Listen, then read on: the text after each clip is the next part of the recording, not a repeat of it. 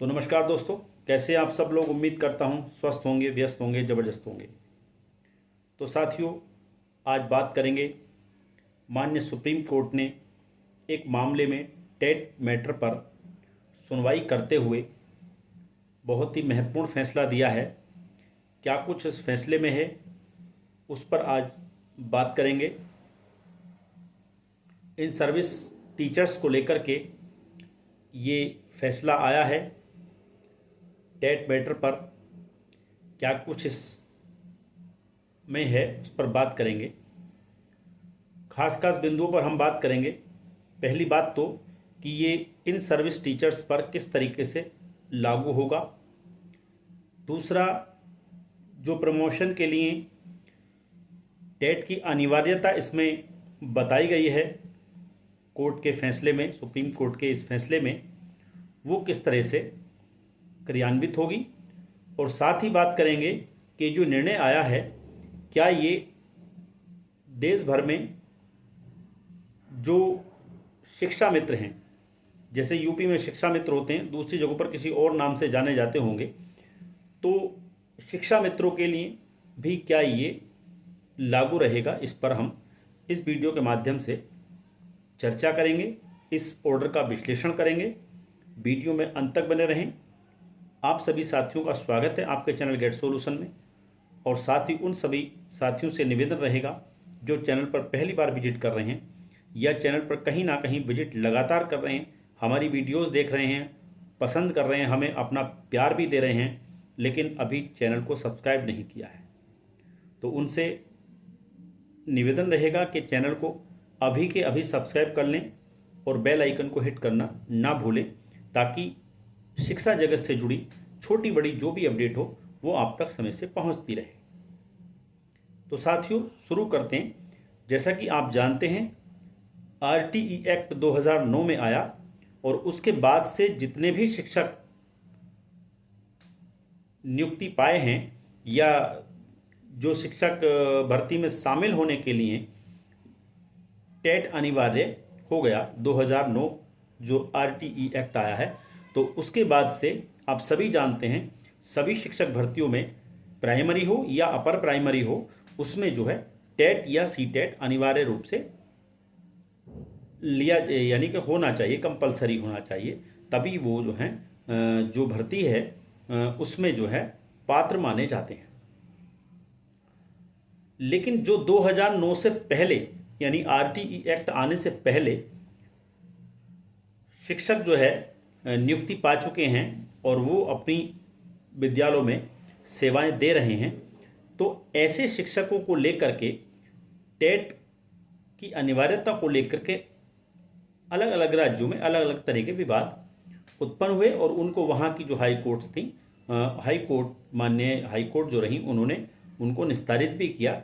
लेकिन अगर हम मामले की बात करें, अगर जो ये मामला है, ये डायरी नंबर अगर हम बात करें तो इसकी डायरी नंबर 36,466/2018 है। और जिस केस पर सुनवाई हुई है उस केस संख्या की अगर हम बात करें तो वो केस संख्या है आपकी 1385/2025, जिसमें सुनवाई करते हुए माननीय सर्वोच्च न्यायालय ने ये स्पष्ट किया कि इन सर्विस में जो शिक्षक हैं उनको टेट अनिवार्य रूप से करना होगा। अब वो किस तरीके से अपनी चीज़ों को उसमें उसको कहना चाहिए कि किस तरीके से इन सर्विस टीचर्स हो, उनके लिए ये टेट का मैटर उन्होंने सॉल्व किया है। उसमें इन्होंने जो इन सर्विस टीचर हैं उनको दो कैडर में, यानी दो भागों में बांट दिया।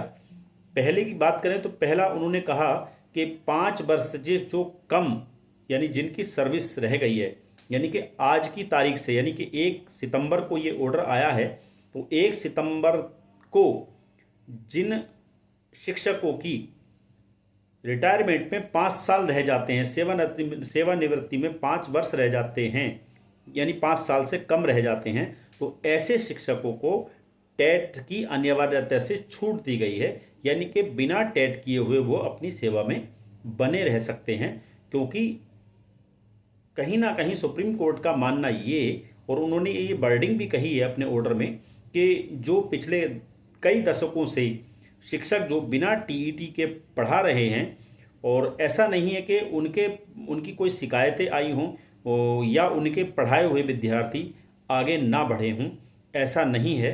तो ऐसे शिक्षकों को हम जो है छूट दे रहे हैं टेट की अनिवार्यता से, जिन शिक्षकों की सेवानिवृत्ति में 5 साल से कम रह जाते हैं। यहाँ पर इन्होंने ये भी स्पष्ट कर दिया है कि ऐसे शिक्षक जिनकी 5 वर्ष से कम सर्विस बची हुई है, उन लोगों को हम टेट की अनिवार्यता से छूट तो दे रहे हैं, यानी कि बिना टेट किए वो अपनी सेवा में बने रहेंगे, सर्विस में बने रहेंगे। लेकिन अगर वो प्रमोशन चाहते हैं, अगर वो प्रमोशन होता है उनका अपर प्राइमरी के लिए, तो ऐसे में उनको टेट 2 जो है वो क्वालिफाई करना होगा। और उसके लिए माननीय सर्वोच्च न्यायालय ने 2 वर्ष की अवधि निर्धारित की है, यानी कि 1 सितंबर से लेके और 2 वर्ष तक की अवधि के अंदर आपको जो है वो टेट क्वालिफाई करना होगा। लेकिन अगर आप प्रमोशन नहीं चाहते हैं तो आप अपनी सर्विस में बने रहेंगे, आपको टेट करने की ज़रूरत नहीं है। अब दूसरी जो कैटेगरी बनाई वो बनाई 5 साल से ज़्यादा वाली, यानी जिन लोगों की सर्विस 5 साल से ज़्यादा बची हुई है, उन लोगों को अनिवार्य रूप से अपने कैडर में बने रहने के लिए, अगर वो प्राइमरी में हैं तो टेट 1 क्वालिफाई करना होगा 2 साल के अंदर, और अगर वो अपर प्राइमरी में है तो टेट 2 उनको क्वालिफाई करना होगा अपनी सेवा में बने रहने के लिए। अगर ऐसे शिक्षक जिनकी सर्विस में अभी 5 साल या 5 साल से ज़्यादा का समय शेष है सेवानिवृत्ति यानी रिटायरमेंट में, तो अगर वो शिक्षक 2 साल के अंदर अपने कैडर के हिसाब से टेट क्वालिफाई नहीं कर पाते हैं, तो ऐसी स्थिति में उनको अपनी नौकरी को छोड़ना पड़ेगा, यानी कि उनको बीआरएस दे करके अनिवार्य रूप से रिटायर्ड कर दिया जाएगा, सेवानिवृत्त कर दिया जाएगा, और जो भी उनका लाभ वगैरह बनते हैं, बीआरएस वगैरह बनता है, वो उनको दे दिया जाएगा। ये इन सर्विस उस कैडर की बात करी, उस कैटेगरी की बात करी जिनकी सर्विस जो है 5 साल या 5 साल से ज़्यादा की बचती है, यानी जिनके रिटायरमेंट में समय अभी 5 साल से ज़्यादा का है। इसके साथ साथ ये भी कहा गया कि जो प्रमोशन का मामला है, प्रमोशन के लिए टेट अनिवार्य रूप से करना ही पड़ेगा। यानी कि अगर मान लीजिए किसी शिक्षक का प्राइमरी से अपर प्राइमरी में जो है प्रमोशन हो गया है, तो उसे 2 साल के अंदर अपर प्राइमरी यानी कि टेट 2 क्लियर करना होगा, तभी जो है वो वहाँ पर बना रहेगा, यानी कि वो प्रमोशन में बना रहेगा। अन्यथा उसको जो है डिमोटिव कर दिया जाएगा, यानी कि उसको वापस जो है अगर वो मान लीजिए असफल होता है, यानी कि वो 2 साल के अंदर अगर टेट 2 क्वालिफाई नहीं कर पाता है, तो ऐसी स्थिति में उसको सेवानिवृत्त कर दिया जाएगा, यानी अनिवार्य रूप से उसको जो है सेवा से हटा दिया जाएगा, सेवानिवृत्त कर दिया जाएगा। लेकिन अगर उसका टेट 1 क्वालिफाई है या उसने टेट क्वालिफाई कर लिया है इन 2 वर्ष के अंदर, तो उसको रिटायरमेंट ना करके उसको जो वापस प्राइमरी में वापस उसको जो भेज दिया जाएगा, प्राइमरी में उसका यानी कि डिमोशन कर दिया जाएगा, वो प्रमोशन यानी कि वो अपने प्राइमरी कैडर में चला जाएगा।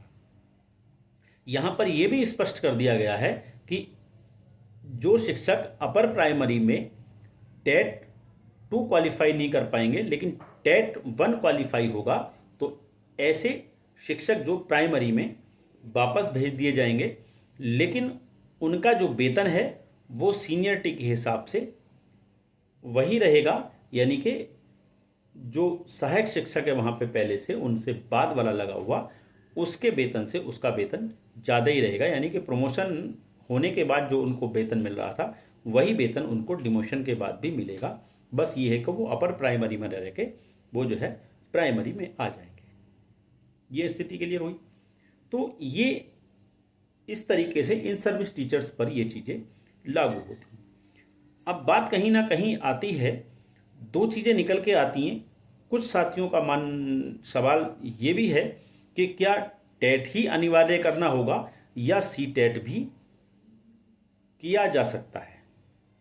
तो देखिए, जिन राज्यों में टेट और सी टेट दोनों वैलिड हैं, पूरी तरह मान्य हैं, वहाँ पर आप दोनों में से कोई भी कर सकते हैं। जैसे उत्तर प्रदेश की बात करें, उत्तराखंड की बात करें, तो यहाँ पर टेट और सी टेट पूरी तरह से मान्य है। तो आप या तो सी टेट निकाल लें या टेट निकाल लें, आप सेवा में बने रहेंगे। बात करते हैं शिक्षा मित्रों को भी, क्या इस जो आदेश है, माननीय सुप्रीम कोर्ट का फैसला है, क्या इसका प्रभाव शिक्षा मित्रों पर भी पड़ने वाला है।